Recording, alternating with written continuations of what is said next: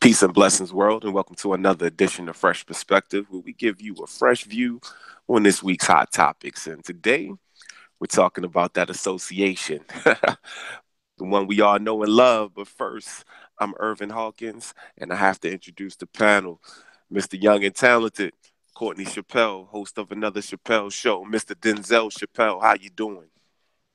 I'm good. I'm good. What's up, y'all? Let's get it. All right, all right. And we got Mr. Jeremy Flanagan, host of Jeremy Sports Network, the one we call Blueprint. How you doing, brother? Doing good, ready to lay down the blueprint to this Okay, topic. okay. And we got the great orator and tactician, host of Homage Speaks, Mr. D. Burtz. How you doing, my brother? Homage is due, and I don't want to pay it.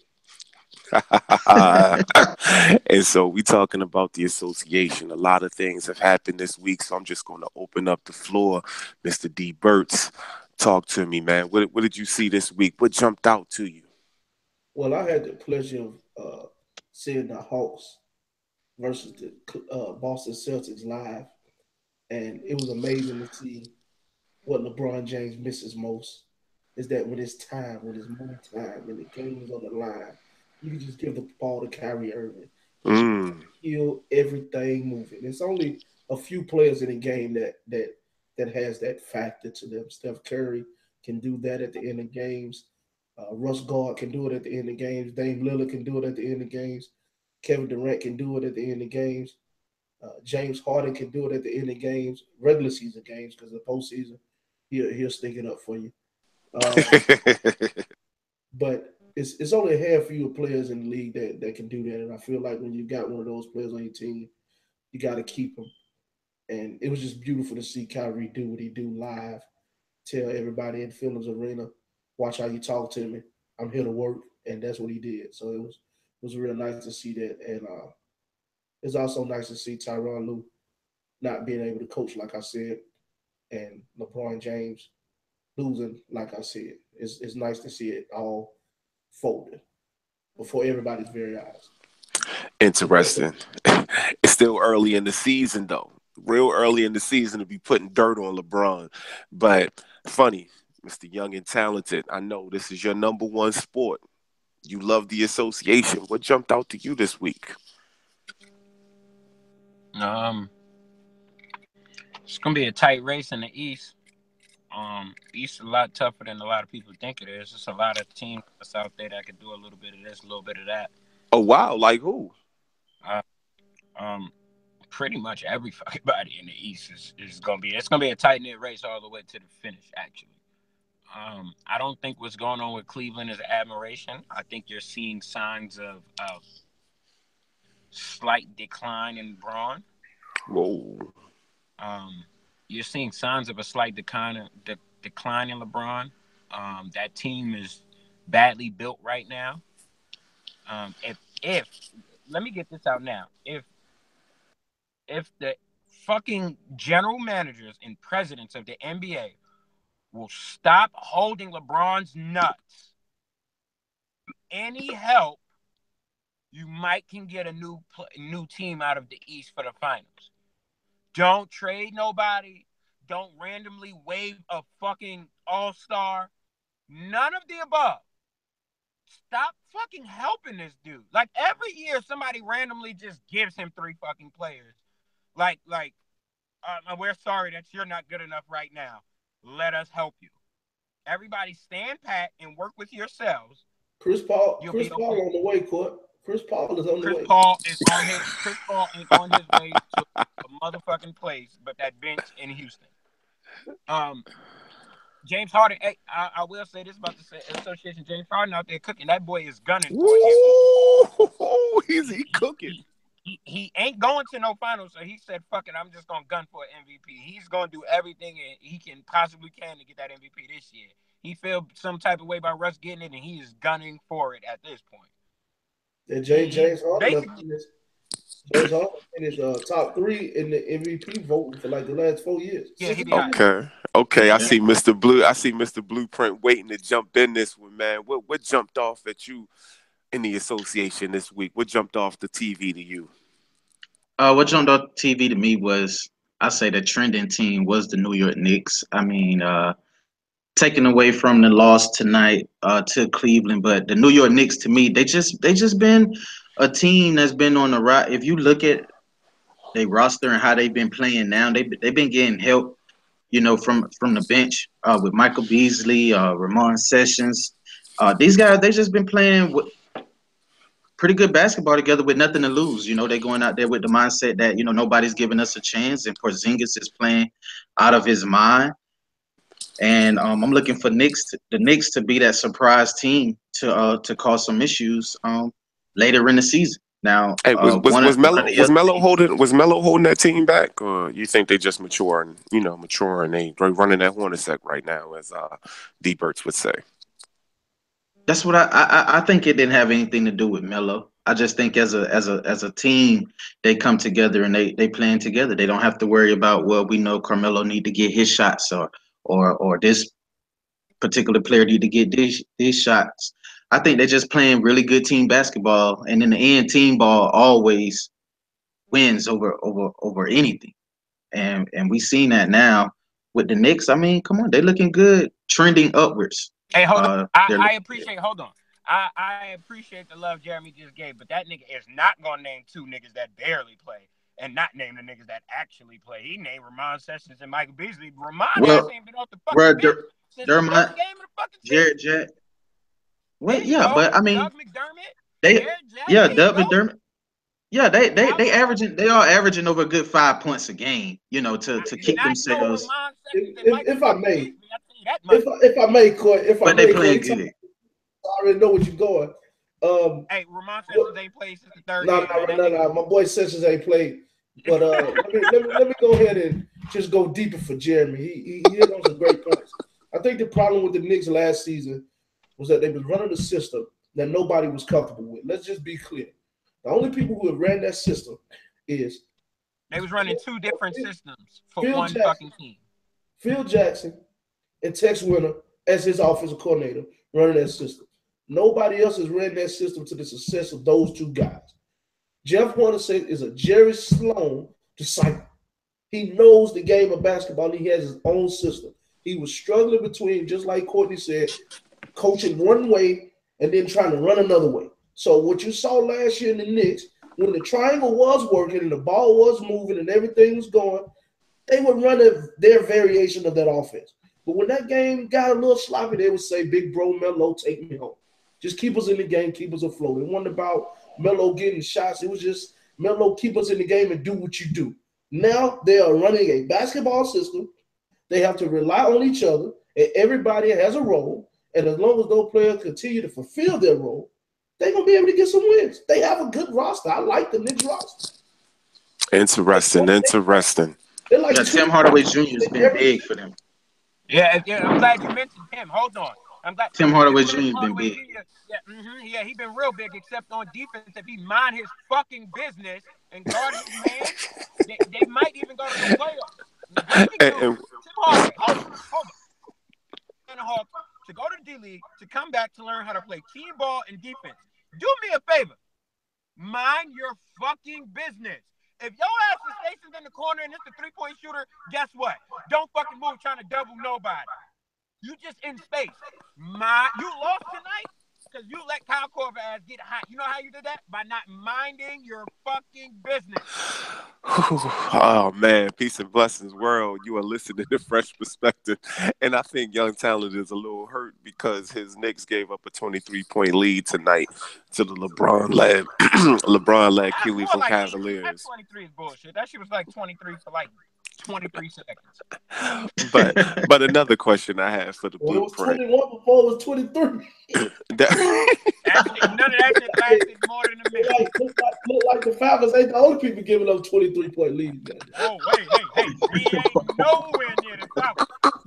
You're right. But I'm just saying, you're right. You're so right. Oh man. Well, a trade happened this week too. Eric Bledsoe went over to another team that you guys have been talking about and telling people to watch out for. It's those Milwaukee Bucks. And ever since he got over to that team, they haven't lost. So, Blueprint, I'm gonna start with you. Is Eric Bledsoe going to help put them in the top 4 of the East, or it's Hell still no. early? It's still early. It's still early. It's a lot of basketball left to be played. But is Eric Bledsoe that guy? Absolutely. I mean, come on. I'm not too long ago. I'm just watching him torch Lonzo Ball, and then now seeing him go to Milwaukee. That's really not that pushed him.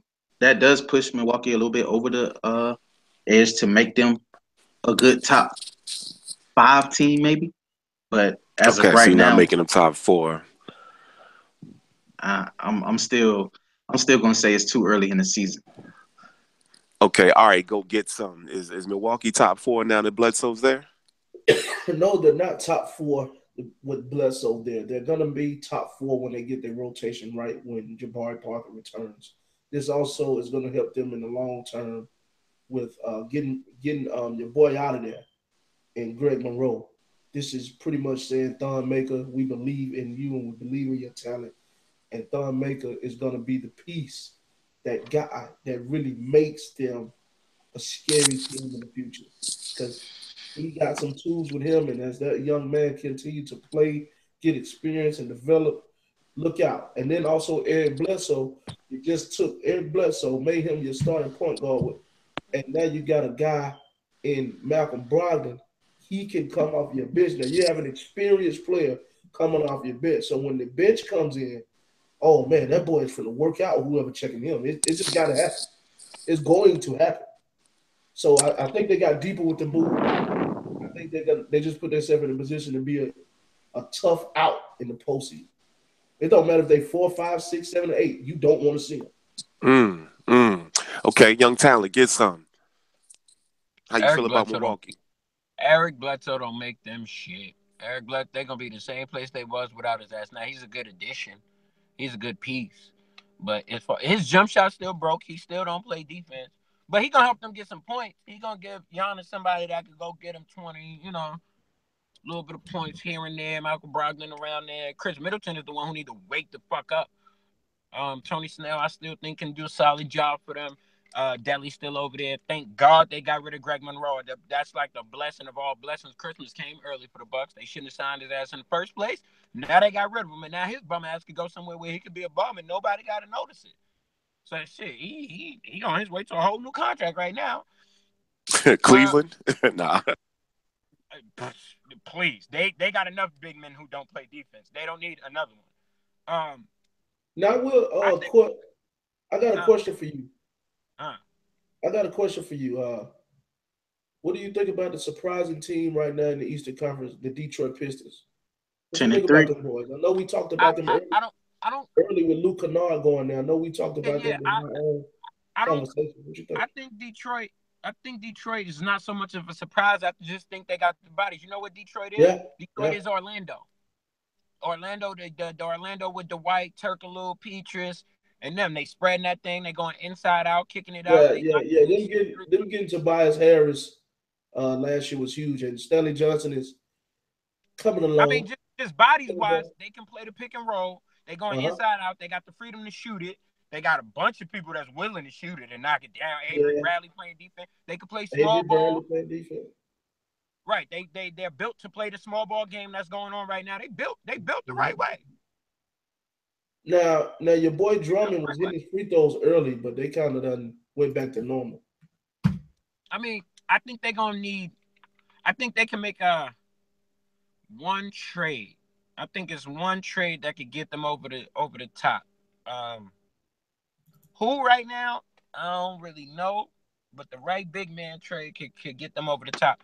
Hey, y'all be careful. New Orleans is starting to figure it out.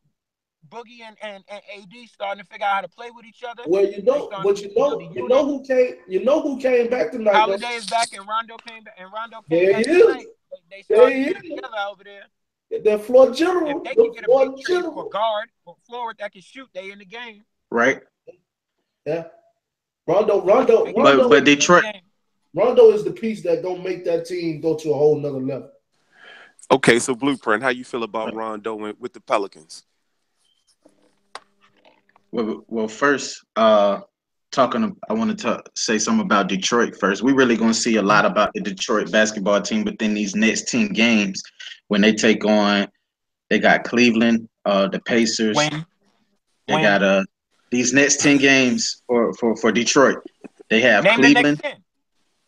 10. I am. They got Cleveland. They got the Pacers. They have When they got the Wizards. They got the Celtics. They got the Thunder. They got the Timberwolves. They got the Bucks They can coming go. up next. They got a really tough. They can go 73, 6-4 through that easy. Hey, D-Bird, So you hit it on the head. Don't go we'll no see. further. Don't go no further. D-Bird, you hit We'll it right on the see head. 7-3.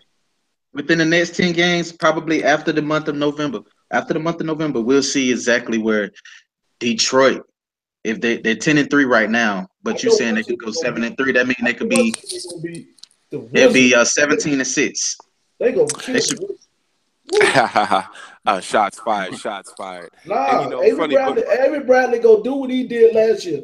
I got John Wall. I got him. before we move on, that was something important that we was talking about before the show got started. And Courtney mentioned this earlier. James Harden is cooking with gas. This man is coming to the court with the chef hat on. He a boogie for either side, step back. He's giving it to you. Where does Chris Paul fit in with this team? He Anywhere. don't. He Yeah, don't. he don't. Somebody speak on this, please. I don't know who was managing Chris Paul. I don't know who gave him his advice, but he was not supposed to go to that team. He had one team to go to, or he stayed where he was at. It was either go to New Orleans, back to New Orleans, and team up with Boogie Cousins and Anthony Davis, which is an upgrade from Blake Griffin in 3000, or stay right there with the Clippers. Because you're going to play with James Harden. James Harden has to have the ball. He don't need nobody to set him up. He got it. And his floor vision is good enough to pass the ball in the system that they run to make the right reads. Now, he's going to turn the ball over. That's something you just got to accept. But Chris Paul not going to help him. Eric Gordon, now the only thing that I think Chris Paul may help, Eric Gordon is usually injury prone. Right now, he playing out his mind. He getting his minutes. He doing what he's supposed to do. But they might want to slow him down. You see Cleveland put D Rose on the minutes restriction. They did that for a good reason. But do you think Chris Paul will be a good acquisition come playoff time? Because in playoff time the court shrinks. It's all half court basketball, and Chris Paul, being the point guard that he is, to be able to help put them in I don't position. think Chris Paul is going to be an acquisition. He's not going to be a player that takes them over the top in a playoff series versus the Warriors or versus the Thunder. I disagree. Go ahead. I mean, his defensive mentality, though, right? Nah. That mentality shit don't mean shit to the Warriors. They gonna destroy his ass anyway. Outside of the Warriors, I think where Chris Paul's gonna help is he's gonna, when they get down to it. Right now, I think it's kind of smart. I don't think he as injured as they making it, but I think it's kind of smart to let James carry that load because that's what he want to do, and he gunning for MVP anyway. But I think as they get accustomed and they get used to, there's a point where James started to get tired. He could come off that basketball and Chris could just shoot it to him. He could just knock down shots. He just turned into literally a spot-up shooter. When they running that pick and roll, high pick and roll, him and Ariza or that pick and roll, him and James Harden, I think you could take the ball so you can lessen them turnovers and put it in his hand where you could just get it and catch and shoot and create a lot of space. So I think they could work. I don't think he's a perfect fit. Like New Orleans would have been a better fit, or Cleveland would have been the better fucking fit. But I do think. Please, no Chris Paul to Cleveland. No Chris Paul to Cleveland. Cleveland would have been a great fit. Listen, Chris Paul, LeBron James finna call every friend he got in a minute, bro. I think he should have went to New Orleans. Yeah. Funny. Without a doubt was the move. I would have been on the first day smoking back to New Orleans. Give me them two. Right. But he wasn't a free agent though. He got traded. Hey man, that's a good point, and a good point also is you guys are listening to Fresh Perspective. You like what we doing? Hit the like button, follow, tell a friend. Go ahead, DB. You were saying something? No, I would have gave him the whole team except for Boogie Cousins. We'll pick up 5 more. Man, the Panthers put up 45 points. Jesus. They played Miami. Cut it out. Hold on. Anyway. This that same Miami squad that beat the Falcons, though. I know What? they played Miami. But it's still the fact. I was watching the game. It's the same Miami team that offensive line coach was a cokehead, so I don't care. Beating the Falcons is not impressive. I told y'all that shit. I warned y'all early in the fucking season that this. Hold on. Time out. You didn't want me or nothing. I got 9-7 at the last wild card spot. That's what I. All right, hey fellas, let Blueprint get something. Go ahead, Jeremy. Time out. Beating the Falcons for a lot of teams is very impressive because of what the Falcons are supposed to be. Man, if you don't go jump off that damn bridge, let's be honest. Let's just be real. What we're supposed to be is the team that was up 25 and lost to your team. That's what we are. Exactly. But going into you know what? This is our show about the association, but this is an organic show. This is a live show, and it goes wherever it needs to go. So go ahead and say what you're saying, bro. But going through the season and with Atlanta, you can't tell me now with Atlanta getting the victory on last weekend. We'll beat the Cowboys with no Zeke Elliott. It's like beating the But guess what?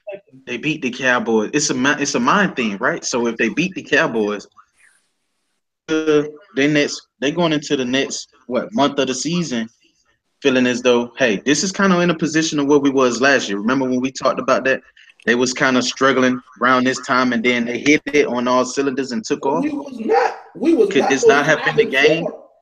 Last season, we were 5-4. You was around. You were struggling in the first 6 games.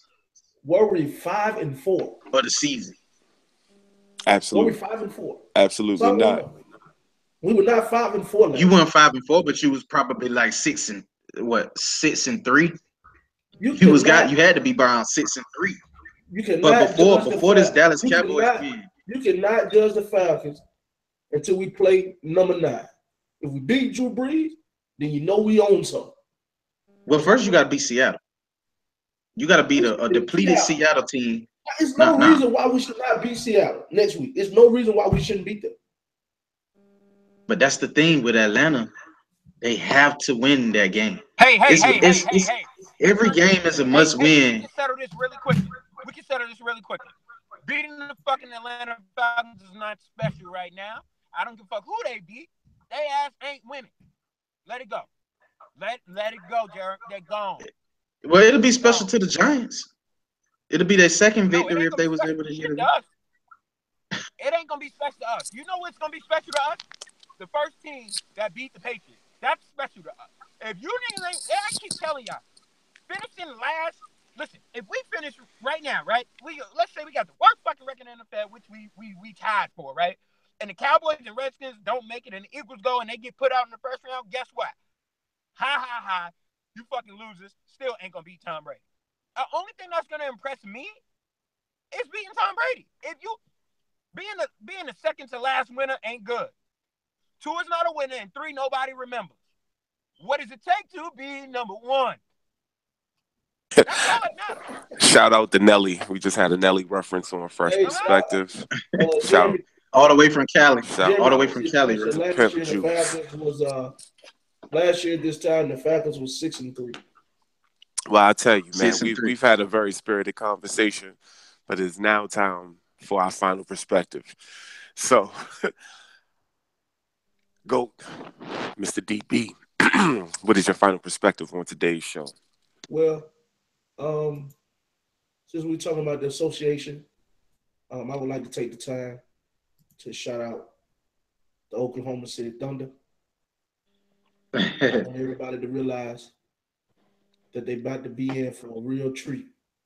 Because when those boys start to figure it out, they're going to start running up on teams near you.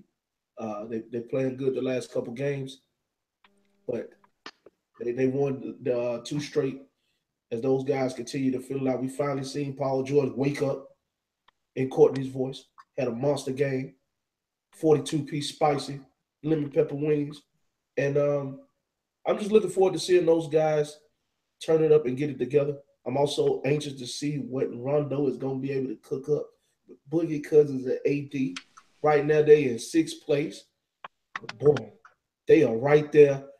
They are one game back. They are half game back from third place. Y'all better watch out for the Pelicans. Because I know one thing. They got AD and Boogie Cousins. And they ain't got no problem with swapping it out with Golden State. Because you can shoot all them threes, but we're going to get a layup or dunk every time. That is true. All right, all right. That was the great Orton tactician. Now, Blueprint, what's your final perspective? My final perspective is looking forward to seeing, like we talked about earlier, Detroit, who's looking good in the division right now, seeing them within their next 10 games, how they're able to hold ship, um, and probably come out successful as a lot of people are seeing them to do. And also, looking at Boston, 12-2, sitting right there at the top. Is that move with Kyrie Irving, at the end of the year going to be probably one of the best decisions that a guy ever made, playing with the best player in LeBron James in the league? So, I mean, it's stuff to remain to be seen with the association, and I'm looking forward to finishing out this year strongly. Okay, and last but not least, hold on, Mr. Young and Talented. I gotta hear what you gotta say. Final perspective. My final perspective it's twofold, but it's for two people who've been in the media the last 2 days. It's going to pertain to LeBron James and it's going to pertain to Phil Jackson. First things first to LeBron James. What the fuck is your obsession with the New York Knicks? First of all, you can sell it to the people, and I'm going to say this right here. You can sell it to the world all you want that my comment wasn't a knock on Frank, but it was a shot at Phil, and then you switched that 2 days later to the interview that it's known that I don't like Phil, but he's not here anymore, so that's kind of old. So what the fuck did you talk about it for in the first place? What was the whole point of speaking on him if he's gone and it doesn't matter anymore? That makes no sense at all. Zero. Makes no sense. Get over your obsession. But since you're in the mood to talk about what a president did and the bad moves he made, let's talk about you. Because if you didn't trade Andrew Wiggins for broke-ass, bum-ass Kevin Love, you wouldn't have offensive and defensive issues. You wouldn't have issues playing against the Golden State Warriors and can't fucking guard them because you would have a young two-way player who can go up against dudes. How about that shit? How about if you was a better teammate, Kyrie Irving would still be there? How about if you wasn't trying to convince the fucking world that J.R. Smith is a two-way player all of a sudden? You would have money to go get other dudes. Stop with the GM shit, because you're not good at GM. You're fucking terrible. You okayed a big deal to Tristan Thompson, J.R. Smith, and Kevin Love, and now you're cash strapped and fucked up for it and dying for help. If you don't go to hell, get out of your obsession with some I raised that kid, Dennis Smith Jr. Shut the hell up. Ain't you the same dude that said go get Shabazz Napier and then left Shabazz Napier ass out hanging to dry in Miami? If you don't get the fuck out of here, Dennis Smith Jr. don't even like you, bro. He not gonna say it, but I say it for you. Most of these things in the league don't like you. They just gotta respect you because you're the best player in the league, quote unquote. The best player in the league. I need the best player in the league, even though every best player in the league we know people came to, this nigga go reaching for him. But whatever floats your boat. I still know the truth. I still know ain't no major free agent left where they was at to come to Cleveland yet. They were traded. So I don't want to hear that best player in the world. People want to play with me shit because niggas getting traded over there. Niggas ain't voluntarily taking their ass to Cleveland beside D-Wade, and we know what he's doing. Coasting. He's coasting. As far as Phil Jackson go, I've seen a lot of people talk that shit about Phil all year, but his roster right now that he basically constructed and drafted is doing pretty goddamn well for everybody that was hating. But meanwhile, I don't hear a fucking soul talking about Mike Budenholzer over there, who took a playoff team for 7 straight fucking years and dropped their ass damn near to the worst fucking team in the whole NBA association with nobody on it that you could probably fucking name. I see a lot of GMs out here fucking up. Dallas Mavericks, Atlanta Hawks. I see a lot of GMs that I don't hear y'all killing them and talking about their system. Rick Carlisle's supposed to be a great coach. Them bitches is 2-12, and they ain't had no issue. So I need a lot of y'all to start being a little fair out here. Y'all was talking crazy. That Larry Hodge in Indiana, they doing okay, but Indiana ain't come up yet. Y'all doing a lot. Hold on. Let's talk about Miami. Since y'all love legends. Where the fuck Pat Riley at? Because I ain't seen a major free agent go there since D-Wade and them brought Bond there. Bum and Hassan Whiteside and a bunch of other motherfuckers that you paid. that ain't doing shit for you. So NBA, I hear y'all still talking about a nigga who's in Wyoming sitting on the porch. Y'all mention his name in every single moment y'all can. But he in Wyoming sitting on the porch, and the team that he constructed is doing pretty okay to start out the season. Meanwhile, LeBron James, a.k.a. GM, out here struggling, dying. The fact that we had a conversation today about being down 23 to the New York fucking Knicks, and you can't name one dude that ever averaged 30 on that team, should tell y'all something. That he made a controversial statement before he played the Knicks in November to try to wake his team up to play well against the New York Knicks. Go to hell, LeBron James, and worry about them bum-ass Cleveland Cavaliers that's over there struggling and shit. And last but not least, I told y'all as D Rose wasn't going to be fucking healthy. Y'all want to play that boy. Wow. That And boy once broke again, down, world. man. Every time you get that bitch on the road, that bitch break down. Once again, world, you have been watching Fresh Perspectives. And you like what we're talking about, hit the like button. Please subscribe. Tell a friend, share the video, put it on your social media. We are out. Peace and blessings.